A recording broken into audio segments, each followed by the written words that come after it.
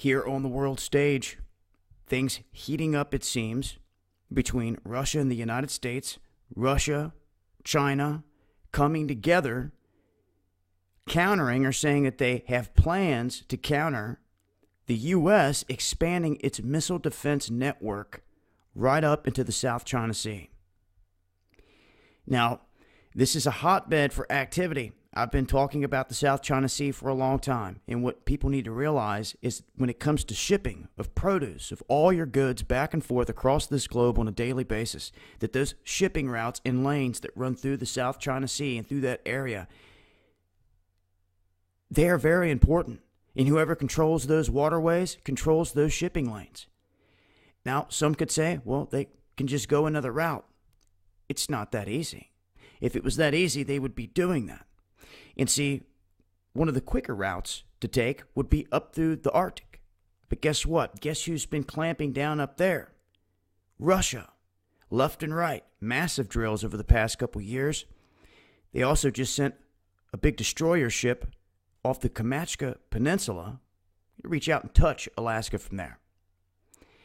Now, here recently, the United States, well, there was a story put out here how they were caught painting their aircraft the same colors as the Russian MiGs. Now, some would say that that was a plan right there to have their planes shot down out of the sky. You see, and basically to pull off a false flag. Now, some say it's common practice for military to try to do this, but regardless, it's deceptive when you're trying to make your aircraft look like the alleged enemies here. But what they're saying is that in the South China Sea, they're making these moves. You have South Korea, North Korea, the tension's there. And you have all these little islands that are popping up that China's creating. They're taking basically sandbars and things like that could be just a few feet deep, shallow water. And they're bringing in supplies and they're building them up to where they're above the water. And they're putting up little bases, airstrips, runways, helicopter landing spots, fueling spots, things of that nature. And they're continuing to grow all the way down here around the Spratly Islands and all these other regions. So China and Russia coming together once again to try to nip this in the bud. The United States inching closer. All these threats going down. Vladimir Putin threatening to pull out of an agreement that they're supposed to be until the year, I believe, 2021. Things really heating up here on the world stage. I talked about how 40 million people were used in a drill over a 3-day period. To move 40 million people is a massive logistics operation. I'm telling you. In 3 days. They did it. They continue to pull off these maneuvers and these drills. And Putin also states that if you really want war, we can attack you all over the place. Meaning that it doesn't have to be one big strike. They could kick up hell here or there, all over the place. So, what this brings me to is this. Russia definitely seems to be preparing for something big. They seem to know that something's on the doorstep. They're making massive moves. They've always been in drill mode. But with what Russia and China together are now doing, making these moves, it brings me back to the Chinese rover pick with the mushroom cloud in that area. What was China trying to foretell in that? Why the mushroom cloud in the area of Ukraine, Western Russia, that neck of the woods? In a rover pick, it should have never been there.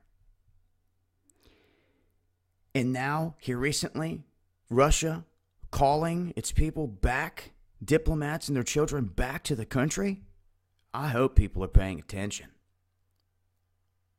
You only make moves like that when it's getting ready to go down big time.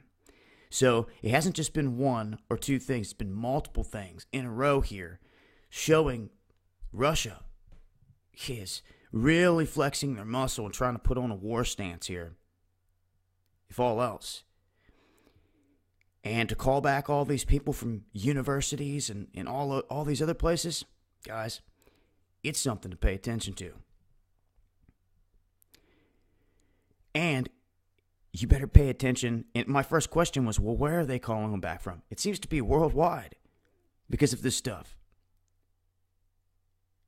But specific places I would be paying attention to. If they name any specific spot they're wanting every last soul to get out of, and they name it, you better pay attention to that area. I'm not even so sure we're going to get that kind of a hint at this point. But that's where it sits.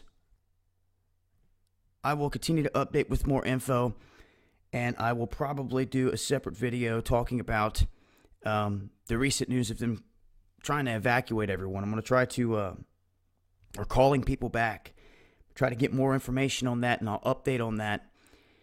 And anything that changes, I'll up in. Like I said, make sure you follow me on Twitter. For those who are not, I put out a lot of updates over on Twitter. I go live through Periscope on Twitter. And I'm also going live on Dabu777. Last night's live stream is being edited for good reason. For those that had tuned in, it was a great show. I know other people are wanting to see that. It'll be reposted on 777 once all that is finished. And make sure to tune into Underground World News live on 777 this Friday. I'll be joined by the crew and maybe a couple other guests, and be updating all the way around this recent trip down to Florida. I'll be talking about that this Friday in detail, and other updates as well. Also, make sure to check out our recent sponsor here at the Essential Drug Store. Serves as a good avenue for anyone out there to get their medicines to a licensed pharmacist. You're talking heart medicine, antibiotic kits, insulin, I mean, you name it. Chose these guys specifically because I never had this opportunity to be able to stock up on medicines legitimately without having to go into the doctor, into a pharmacy and all that, and see somebody in person. So I figured it was a good fit to help everyone out there. A sponsor has to work full circle, has to work for the people, and, you know, it has to work for the sponsor in order for it to work full circle for us to get any funding to go out on the road and cover events.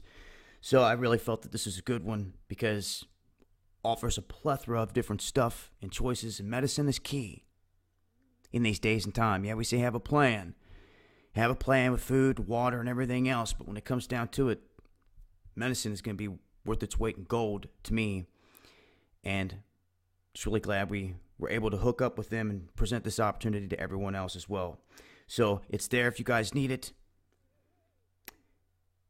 Once again, to tune in to Dabu777 this Friday, 8 p.m. Eastern, Underground World News Live. Much love, y'all.